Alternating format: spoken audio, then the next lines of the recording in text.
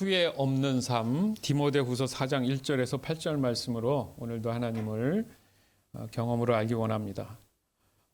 올해 들어와서 작년도 그렇지만은 끊임없이 지금 비행기 사고 소식이 이렇게 자주 들리고 있습니다. 특별히 최근에 그 워싱턴 쪽인가요? 그쪽에 아메리칸 항공과 군 헬기가 충돌을 해서 안타깝게 그 안에 탑승했던 모든 분들이 사망을 했다는 소식을 들으면서 굉장히 안타까웠습니다. 정말.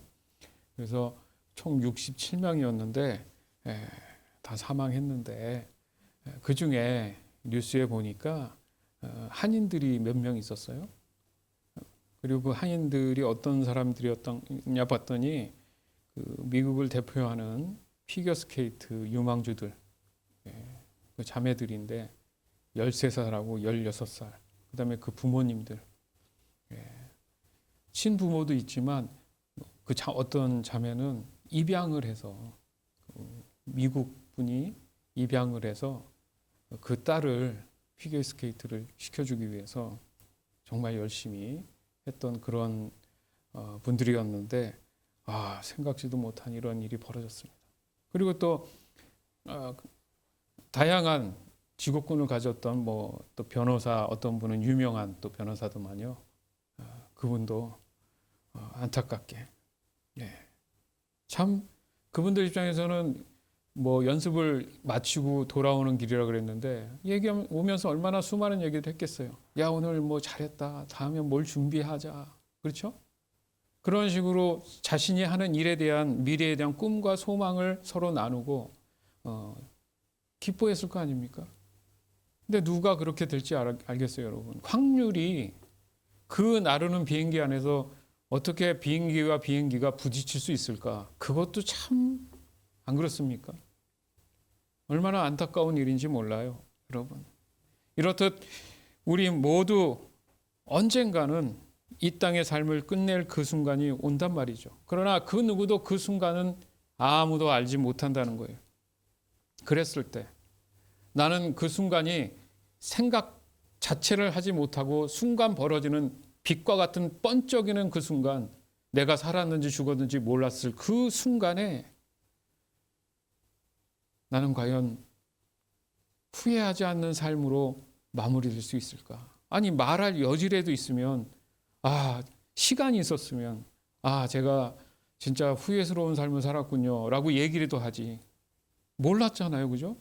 몰랐단 말이에요, 여러분. 그런 순간이 올 수 있다라는 거예요, 그 누구도. 그러기 위해서 우리의 신앙이 얼마나 신실해야 되는지 몰라요, 여러분.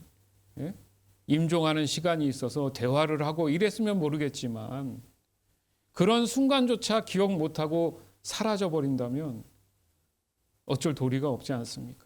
우리는 이런 부분에 대해서 인식하면서 신앙에 대한 부분을 다시 한번 냉철하게 돌아보고, 그래서 후회 없는 삶을 성경은 어떻게 살아갈지 그 비결에 대한 부분들을 우리가 고민할 필요가 있겠구나, 이런 생각이 들어서 우리가 오늘 함께 나누기 원합니다.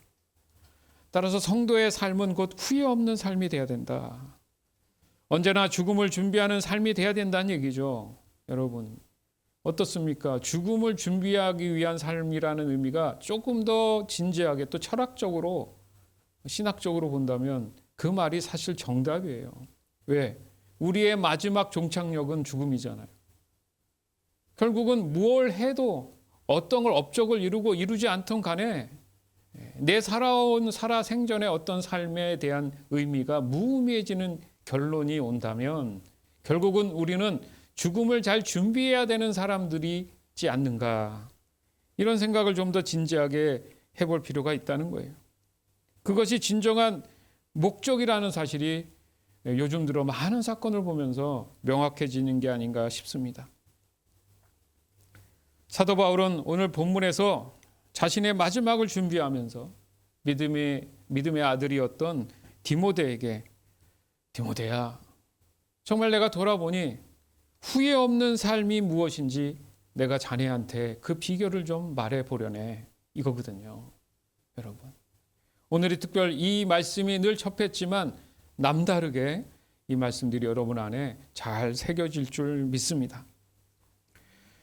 지금 우리 모두는 오늘 본문을 통해서 바로 후회 없는 믿음의 삶의 비결을 듣고 그대로 순종해 나가기를 주 예수 그리스도 이름으로 간절히 축원합니다. 즉 후회 없는 삶을 위한 성도의 삶, 이것을 오늘 4가지로 나눠서 함께 나누기 원합니다. 첫 번째는 하나님의 부르심을 기억하며 살아야 한다. 하나님의 부르심을 기억하며 살아야 한다. 이게 무슨 의미냐? 내가 이 땅 가운데에 태어났다라는 의미예요. 하나님이 나를 태어나게 하신 것을 하나님이 나를 부르셨다 이거예요. 그렇죠? 어머님의 태에서 나왔잖아요. 그렇죠? 부르신 거예요, 하나님이. 그 부르심을 기억하며 살아요. 왜 부르셨는가? 즉 사도 바울은 후회 없는 삶을 위해서 디모데에게 하나님 보시기에 또한 장차 다시 오실 예수 그리스도를 소망하며 복음의 말씀을 끊임없이 전할 것을 명령해요. 이게 좀 엉뚱한 얘기 같은데, 자, 하나님이 나를 이 땅 가운데 태어나게 하신 이유, 부르신 이유가 사도 바울은 복음의 말씀을 끊임없이 주변에 온 세상에 전하라는 명령으로 시작합니다. 이거 중요합니다, 여러분. 디모데후서 4장 1절에서 2절. 나는 하나님과 그리스도 예수 앞에서 그들에게 명령합니다. 예수 그리스도께서는 산 자와 죽은 자를 심판하실 분이십니다. 그분은 이 땅에 다시 오셔서 그의 나라를 세우실 것입니다. 언제 어디서나 항상 하나님의 말씀을 전하십시오. 사람들에게 마땅히 해야 할 일을 가르치고 잘못을 바로 잡아주며 격려해 주십시오. 끝까지 참고 그들을 잘 가르쳐야 합니다. 아멘. 자, 이 말씀을 오해하면 어떻게 돼요? 내가 어떤 성경의 상식을 조금 안다고 해서 남을 판단하고 지적하고 이런 얘기가 아니에요. 자신이 만난 예수 그리스도, 자신이 만난 하나님에 대해서 정확히 알고 그들로 하여금 불쌍히 여기고 사랑으로 그들을 케어하라는 의미지. 그래서 여기 보면 잘못을 바라주며 하고 끝나는 게 아니라 격려해 주십시오가 나오잖아요. 근데 격려는 안 해. 마땅히 해야 할 일을 계속 잘못됐다는 것만 지적하지 격려는 하지 않아요. 그래서 격려해주고 끝까지 참고 그들을 잘 가르치라는 거예요. 그냥이 아니라 잘 가르치라는 거예요. 부족한 사람들한테 아무리 뭐라 해도 도리어 상처만 되지 등을 돌리지 변화되지 않는다면 의미가 없다는 얘기잖아요. 그죠? 그래서 보십시오. 저와 여러분은 하나님 앞에서 살아가고 있는 거구나. 누구 앞에서요? 하나님 앞에서. 누가 나를 불렀으니까? 하나님이 나를 불렀으니까. 하나님이 뒷짐지고 이렇게 내가 너를 불렀는데 어떻게 하나 보자. 나는 하나님이 보이지 않지만 하나님은 늘 내 앞에 계셔서 내가 하는 모든 것들을 지켜보고 계신다는 얘기잖아요. 왜? 하나님이 나를 부르셨으니까. 그래서 사도 바울은 디모데에게 하나님과 예수님 앞에서라는 말을 하죠. 그죠? 사도 바울이 느낀 거예요. 아, 내가 그냥 하는 게 아니라 하나님과 예수님이 내 앞에 계셨구나. 그리고 내가 어떻게 해야 할지를 보시는구나. 그리고 이끌어 주시는구나. 그거에 내가 잘 반응해서 살아가고 있었던 거구나. 즉 후회 없는 삶은 언제나 하나님과 예수님 앞에 있다라는 사실을 강조하고 있는 거예요.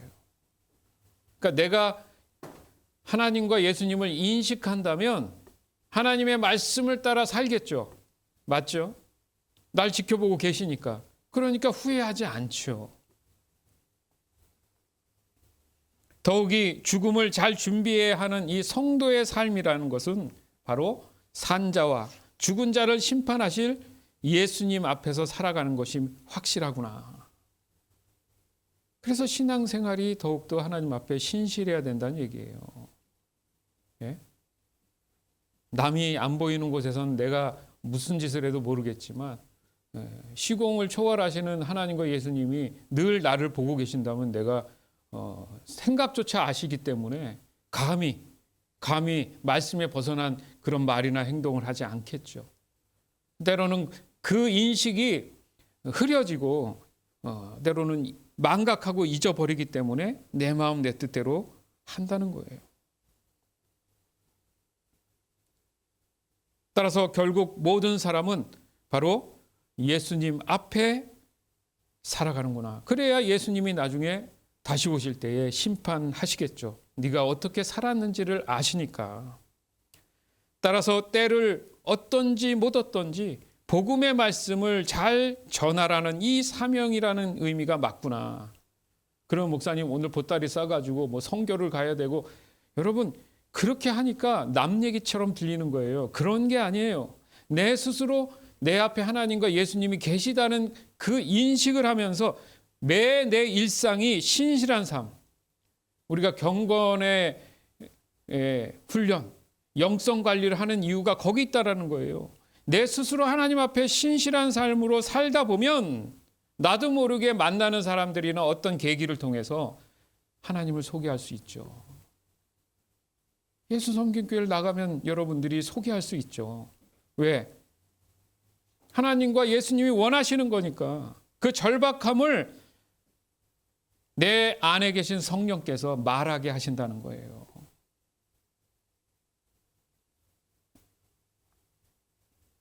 즉 후회 없는 삶은 복음의 말씀을 붙잡고 그 말씀을 전하는 삶이 돼야 된다는 거예요. 후회 없는 삶은 복음의 말씀, 그 말씀을 붙잡고 그 말씀을 전하는 삶이 돼야 된다. 다시 말해서 나의 삶에서 하나님의 부르심을 매 순간 의식할 수 있을 때 삶의 방향이 달라진다는 거예요. 삶의 방향이. 목사님 아직도 내가 어떻게 살아야 할지 모르겠어요. 그거 회개해야 돼요. 수많은 말씀들이 있었고 나는 지금 하나님 앞에 예수님 앞에 있다는 사실도 분명히 어렴풋이라도 알 텐데 방향을 모른다? 왜? 내가 원하는 방향과 하나님이 원하는 방향이 지금 잘못되어 있으니까. 우리가 말씀을 접한다는 얘기는 하나님이 방향을 이미 제시해 준 거잖아요. 그 방향이 싫은 거예요, 그 사람은. 내가 하고 싶은 걸 하고 싶은 거를 해야 하는데 하지 못하니까 방향이 안 보이는 거예요. 그것을 더 명확하게 정확하게 위해서 우리가 분명히 성도는 후회하지 않는 삶을 살아가는 삶이구나. 결국 잘 준비된 그 죽음을 위해서 우리가 살아가는 거구나. 이것은 슬픈 얘기가 아닙니다. 때는 우리가 가끔 보면 그래요. 나라마다 장례 문화가 좀 다른 부분이 있습니다. 지금은 뭐 어떻게 할지 모르지만 우리가 알고 있는 미국 문화의 장례 문화는 좀 다르죠, 그죠? 특별히 교회 옆에 이렇게 묘들이 다 있잖아요, 그죠? 그리고 그걸 지나가도 무섭다는 생각 잘 안 들어요. 예를 들어 다른 나라 이렇게 보면 괜히 무섭잖아요. 근데 미국 문화는 교회 옆에 그런 것들이 있단 말이죠. 그 자연스러워요, 그냥. 그리고 그 장례식이 있을 때는 당연히 슬프지만 또 끝나고 나면 또 사람들이 또 집에 모여서 서로 대화하고 이런 게 굉장히 다른 것 같아요. 뭐가 다를까? 거기에 어떻게 그렇게 시작했을까? 바로 기독교적 예식에 있어서 그 부분들에 대한 영향을 받았다는 거죠. 그럼 기독교 예식이 무엇이냐? 잘 준비된 그 죽음을 하나님께 영광 돌리고 기뻐함을 통해서 그가 후회 없는 삶을 통해서 영생함을 얻었다는 확신이 있기 때문에 도리어 그것이 자유하고 기쁘겠죠. 적어도 우리 예수 섬김교회 모든 성도들 삶 가운데에 이 기독교에 대한 하나님의 사랑을 좀 더 깊이 이해할 수 있다면 죽음이 두려울지 않을 것입니다. 그러기 위한 삶을 어떻게 살아야 되는지를 기쁨으로 받아들이고 그렇게 살아가겠죠.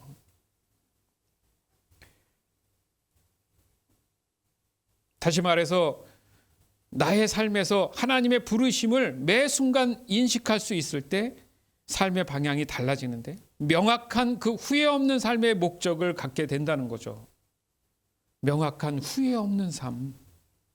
어떻게 살아야 될지의 막연함이 아니라 이제 분명하게 하나님 주신 말씀을 따라 나가 명확한 길을 갈 수 있겠구나라는 확신을 얻게 된다는 얘기예요.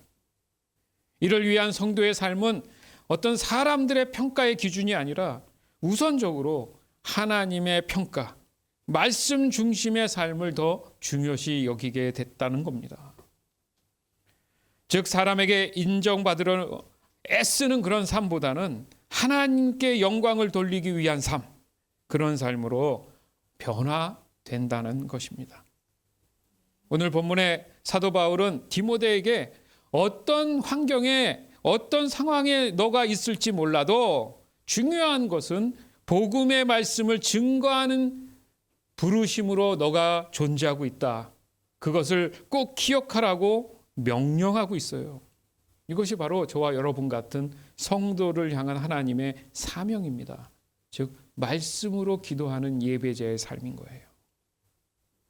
이처럼 후회 없는 성도의 삶에 있어서 우리 모두가 말씀을 더 가까이 하고 그 말씀에 순종하는 삶을 살아가야지만이 결과적으로 후회 없는 삶을 살았구나, 감사하다, 기쁨으로 죽음을 맞이할 수 있는 거예요. 그래서 언제든 내가 순간 생각지 못한 어떠한 일들이 있을지라도 이미 준비되어 있기 때문에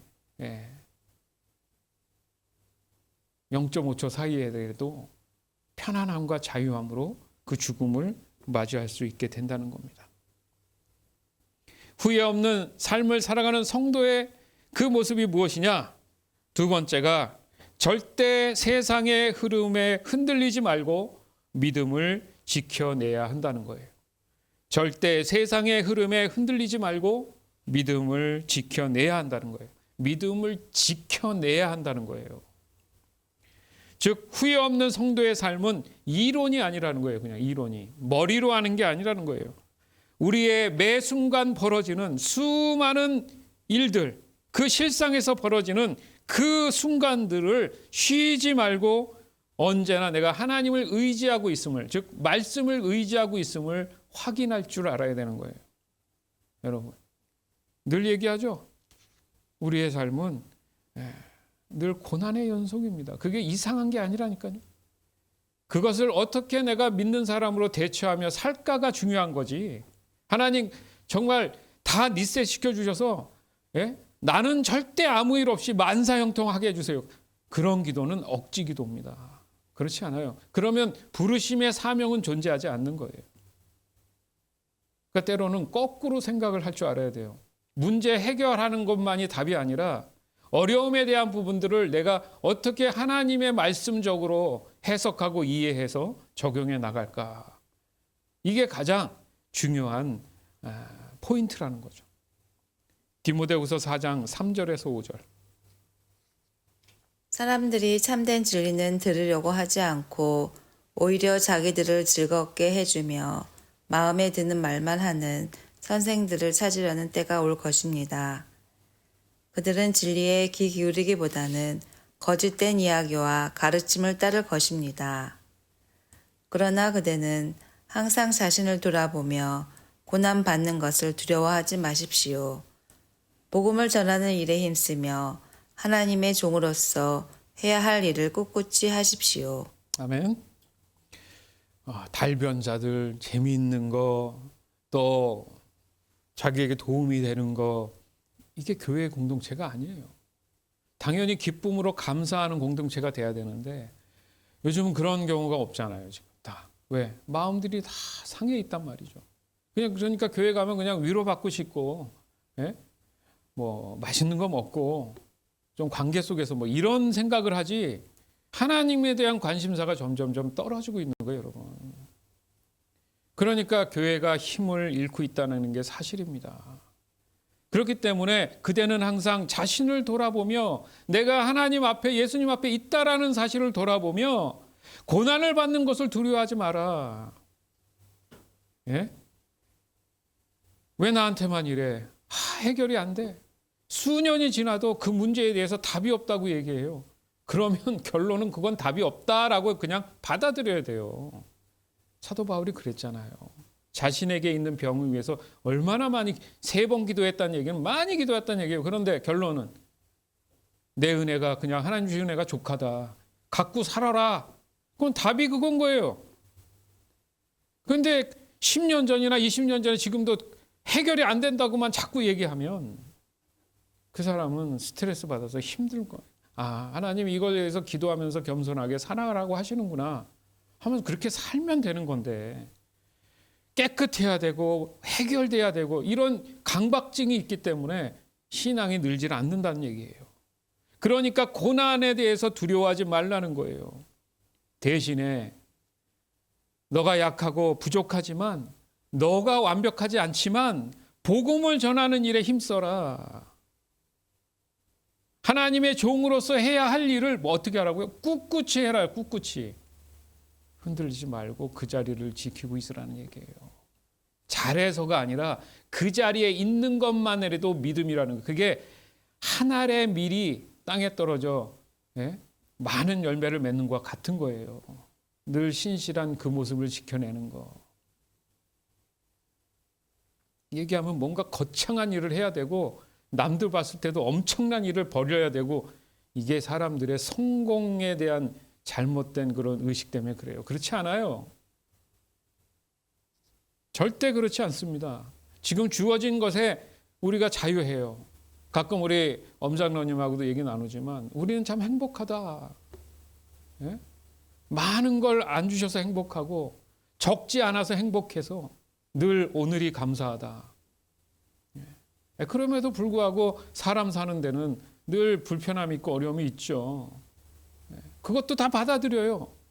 왜? 나는 어차피 불완전한 존재니까 대화하고 얘기하고. 중요한 건 뭡니까? 하나님의 말씀에 대한 도업. 해야 할 것과 하지 말아야 될 것들, 율법적인 것들, 도덕적인 것들, 윤리적인 것들, 이 모든 것들에 대한 기준에서는 벗어나지 말아야죠. 오늘은 안 되더라도 내일은 될 수 있도록 몸부림치는 것. 이게 우리를 부르신 사명이에요. 그냥 보따리 싸서 어디 가서 길거리에 서서 예수 믿으세요. 이것도 있겠지만 저는 그렇게 생각하지 않아요. 내 삶의 신실함을 그 누군가 보게 된다는 거죠. 그게 또 자연스러운 해석이 아닐까요?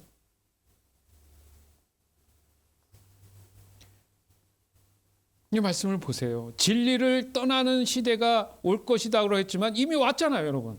여기 보면 사람들이 참된 진리를 들으려 하지 않고 오히려 자신들이 즐거워해 주며 마음에 드는 말을 하는 그 선생들을 찾을 것이다. 여러분들 이미 이건 다 벌어지고 있잖아요. 결국 뚜껑 열어보니까 다 사기꾼들이야. 너무 많이 접하지 않아요?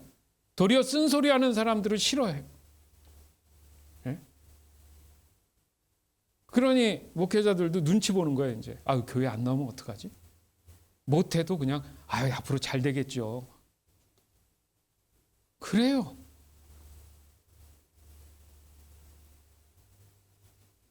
얼마나 슬픈 일입니까? 왜 슬픕니까? 예수님 말씀하셨어요. 눈먼 장님이 장님을 인도하는도다. 그것은 마치 목에다가 연자 맷돌, 그러니까 맷돌을 묶어가지고 물속에다 던지는 거다. 그러면 그 무거운 돌 때문에 그 사람이 쓸려서 물속에 빠져 죽을 거 아닙니까? 얼마나 이게 과격한 얘기예요. 무식한 영적 리더자가 앞에 있으면 뭔가 세상적으로는 잘 돼 보여도 결국 다 어디로 가는 거예요? 지옥으로 빠지게 하는 거다. 그래서 그들은 진리에 귀를 기울이지 않는다. 거짓된 이야기의 가르침을 따르잖아요. 요즘 여러분 아니에요?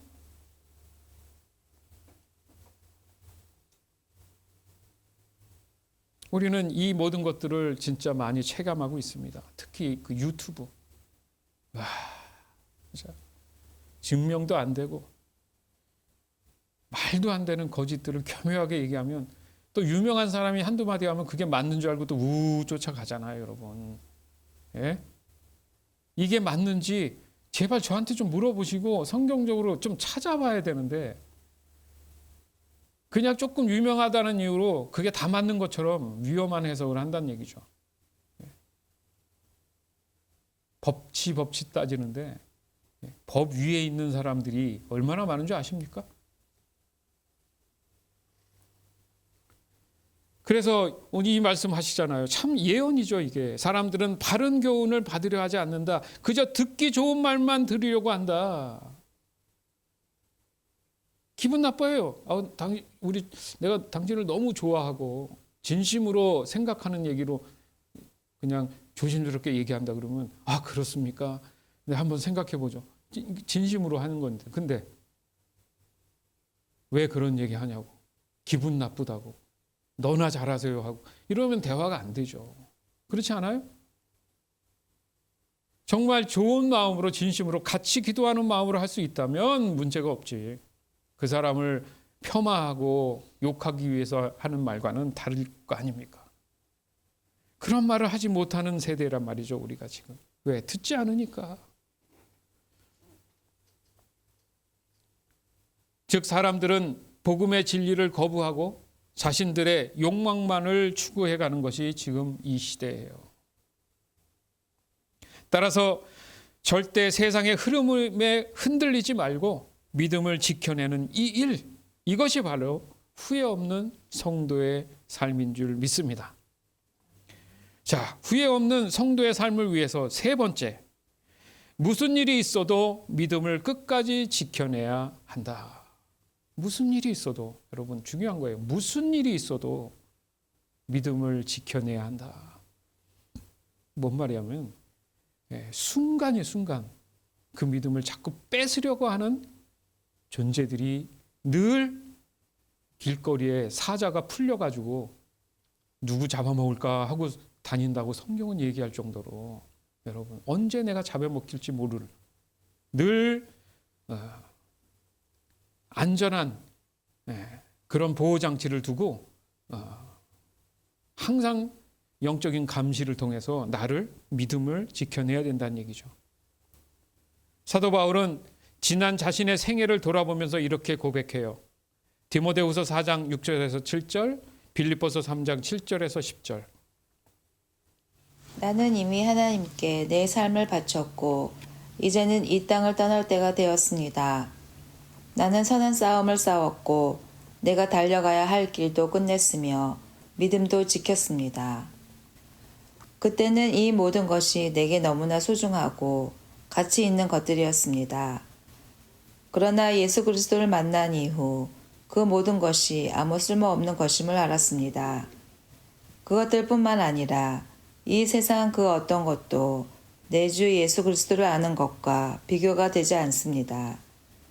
예수 그리스도를 위하여 나는 모든 것을 버렸습니다. 모든 것이 쓰레기처럼 아무런 가치가 없다는 것을 이제 압니다. 이로써 나는 그리스도를 알게 되었습니다. 또한 그리스도 안에 하나가 되는 기쁨을 얻었습니다. 내가 율법을 지켜서 하나님께 구원을 얻는 것이 아닙니다. 하나님은 내 믿음을 보시고 나를 의롭다 하시며 자녀 삼아 주신 것입니다. 이제 내가 바라는 것은 그리스도를 알고 죽음에서 부활하신 그 능력을 체험하며 그리스도와 함께 고난받고 그분과 같이 죽는 것입니다. 아멘. 이제는 내가 바라는 것은 죽음을 앞둔 사도 바울이 고백하는 거예요. 그리스도를 알고 죽음에 부활하신 그 능력을 체험하며 그리스도와 함께 고난을 받고 그분과 뭐 하는 거? 같이 죽는 거. 참 죽음을 잘 준비한 분이에요. 여러분 어떻습니까? 여러분 어떻습니까? 저는 어떻습니까?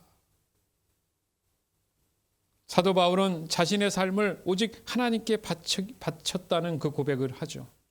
이는 하나님께서 자신의 모든 삶에 완전히 다 포용하셨고 그것을 통해서 그 삶의 모든 것을 내가 다 드릴 수 있음을 고백했다는 의미예요. 왜냐하면 후회 없는 삶이 무엇인지 알게 되었다는 거죠.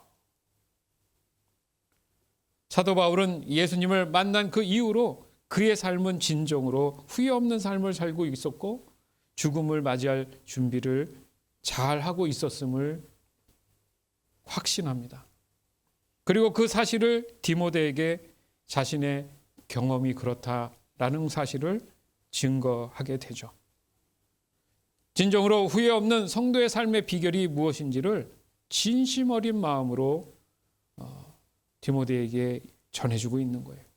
그리고 오늘날 이 시간 저와 여러분이 그 사도 바울의 진심 어린 후회 없는 성도의 삶의 비결에 대해서 지금 우리가 또한 전해 듣고 있는 겁니다.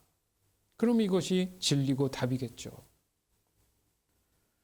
또한 빌립보서의 말씀 또한 그렇잖아요. 사도 바울이 동일하게 고백하고 있습니다. 바로 그 시점이 언제였어요? 예수님을 만나기 전과 후로 나뉘어져 있다는 거죠. 이게 복음이에요. 그래서 복음. 예수님을 알려주는 게 복음이에요. 즉 복음을 듣는 것은 곧 예수님을 만나는 순간이라는 거죠. 그 순간이 바로 사람이 후회 없이 살아갈 수 있는 방향을 명확하게 정확하게 알게 되는 순간이라는 거예요. 아까도 말씀드렸지만 여전히 나는 신앙생활을 한다고 하지만 앞으로 어떻게 갈지 모르겠습니다 하는 분들은 내가 분명히 예수님을 만났음에도 불구하고 여전히 예수님을 바라보는 것이 아니라 여전히 세상을 바라보고 있기 때문에 그렇다는 얘기예요. 회개해야 되는 거예요.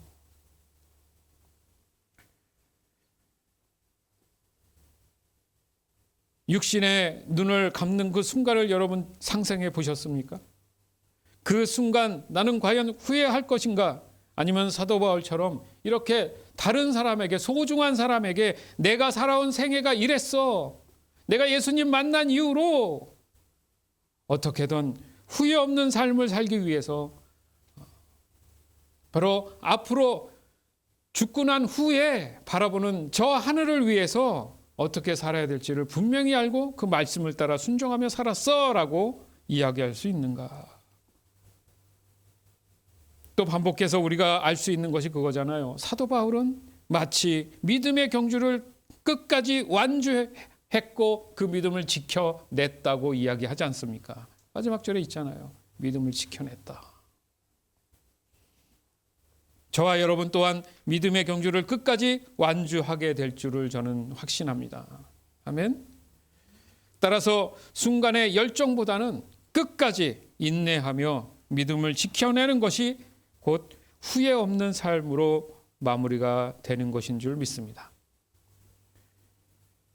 후회 없는 성도의 삶을 위해서 네 번째, 마지막으로 영원한 상급 곧 영생함을 기대해야 합니다. 영원한 상급. 한번 일시적인 상급이 아니라 영원한 상급, 영생을 기대하는 삶을 살아야 돼요. 디모데후서 4장 8절.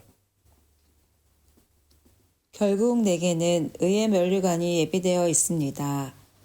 그 면류관은 의의 재판관이신 주님께서 그날에 내게 나뿐만 아니라 주님의 나타나심을 사모하는 모든 사람들에게 상으로 주실 것입니다. 여러분 상 좋아하시는 상. 예? 뭐 하면 그 결과에 대해서 잘했다 칭찬받는 거. 저도 운동을 하는데 그 시합이 있어서 잘 등수에 잘 들지 못한 사람이 1등을 하니까 기분이 나쁘지 않더라고요. 그 스타벅스 이용권 그 상으로 받으니까 기분이 나쁘지 않더라고요, 여러분. 그런데 하나님이 상을 주신다는 상.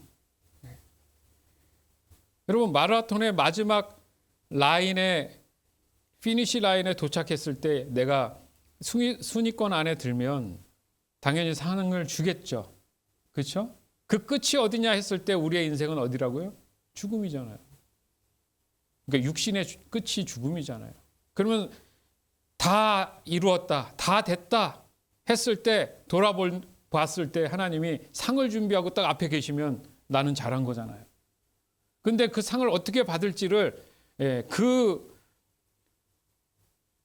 뛰어야 할 규칙, 마라톤이 있으면 뛰어야 규칙들이 있잖아요. 그걸 잘 지켰을 때지 중간에 다른 방법을 쓰고 편법을 쓰면 그 사람은 불합격이잖아요. 우리의 신앙, 우리의 믿음 또한 마찬가지라는 얘기입니다.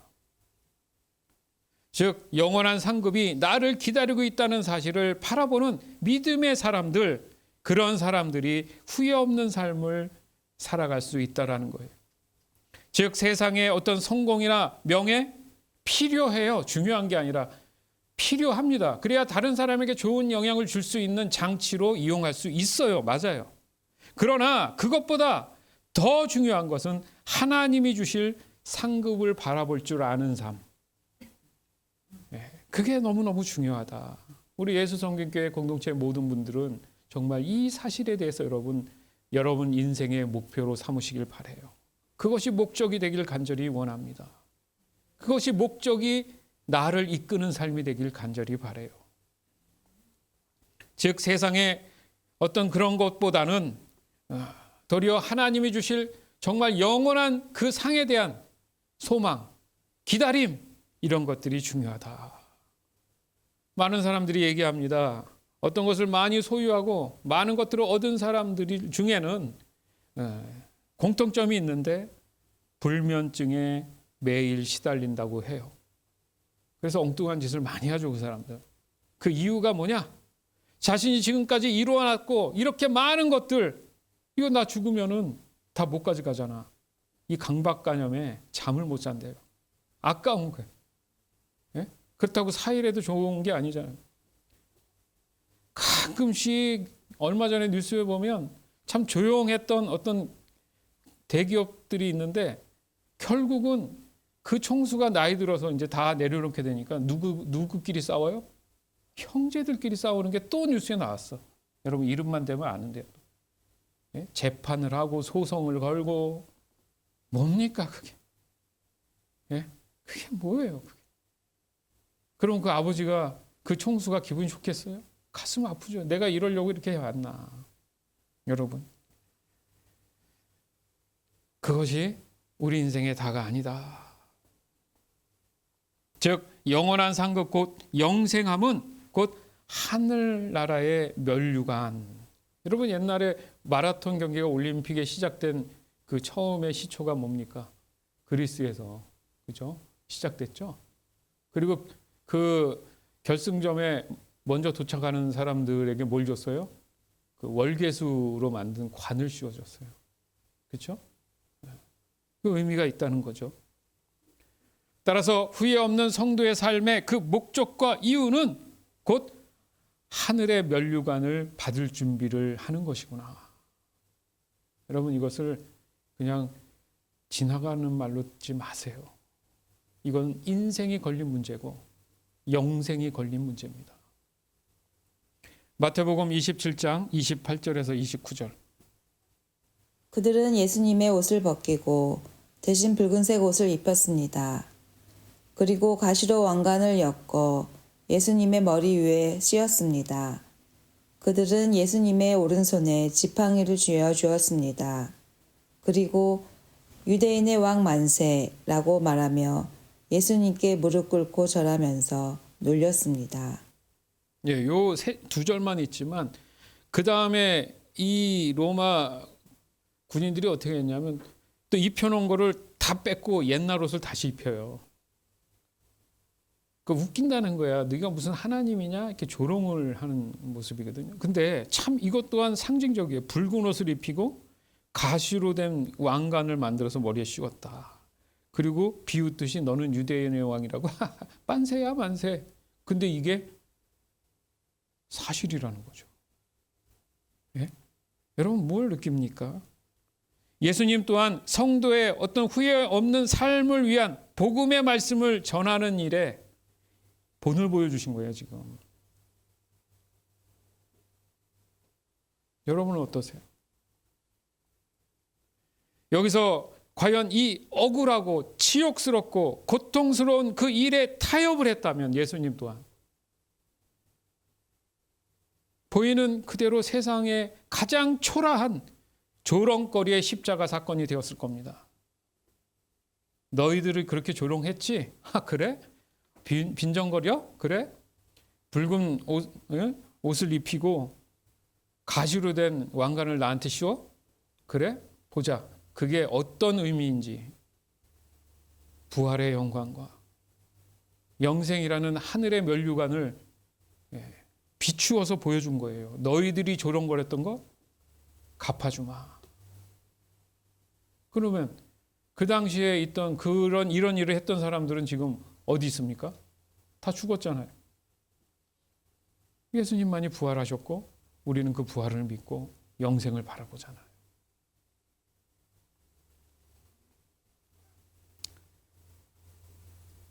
그렇습니다. 하나님은 영생의 면류관으로 세상을 도리어 조롱거리가 되게 하셨어요. 중요한 것은 사도 바울은 자신이 받을 그 의의 면류관은 모든 믿는 성도에게도 약속하신 바다. 왜 예수님도 그러셨고 사도 바울도 그랬고 여러분이 잘 아는 스데반 집사님도 그랬어요. 그 외에 수많은 믿음의 사람들이 의의 면류관을 받잖아요. 그리고 오늘날 예수성교회 저와 여러분 또한 동일하다는 얘기예요. 어떻게 했을 때? 하나님 보실 때 후회 없는 성도의 삶을 살았을 때. 즉 주님을 사랑하고 끝까지 믿음을 지켜내는 모든 성도들에게 하나님께서는 의의 이 면류관을 예수님께 주셨던 것처럼 사도 바울에게 주셨던 것처럼 반드시 저와 여러분에게도 주신다는 이 사실을 믿으시기 바라요. 주 안에서 사랑하는 여러분, 후회 없는 성도의 삶을 살기 위해서 오늘 4가지를 말씀드렸습니다. 첫 번째, 하나님의 부르심을 기억하며 살아야 한다. 두 번째, 절대 세상의 흐름에 흔들리지 말고 믿음을 지켜내야 한다. 세 번째, 무슨 일이 있어도 이 믿음을 끝까지 지켜내는 일에 목숨을 걸어라. 그 얘기예요. 쉽게 얘기해서. 네 번째, 마지막으로 영원한 상급 곧 영생함을 기대해야 한다.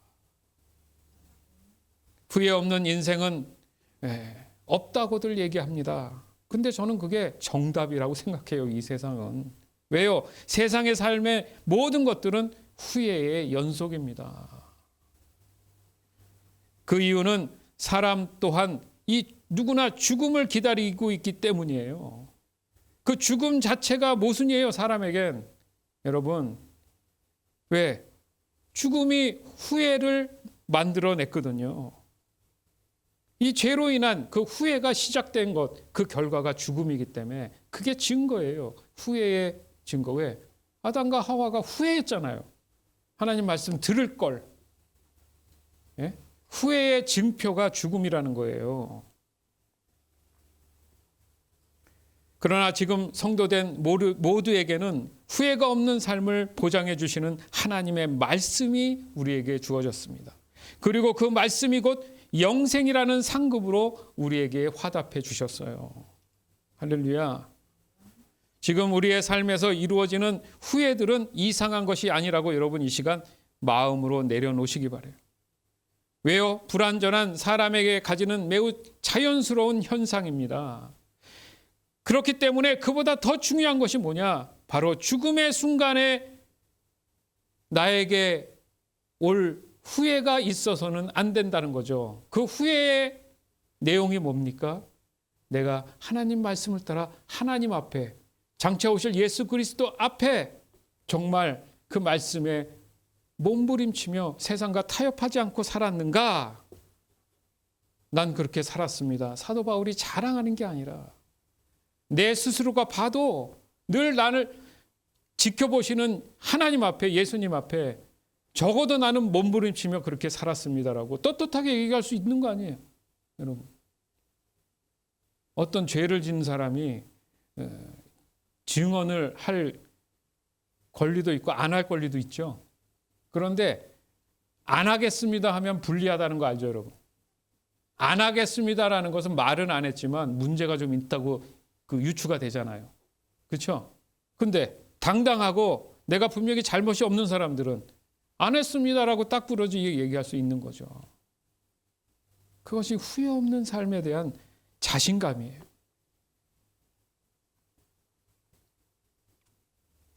따라서 오늘 단 하루를 살더라도 하나님의 말씀 안에서 고집스럽게 그 말씀을 지켜나가는 후회 없는 저와 여러분의 믿음의 삶이 되기를 오늘 이 시간 주 예수 그리스도 이름으로 간절히 축원합니다. 아멘.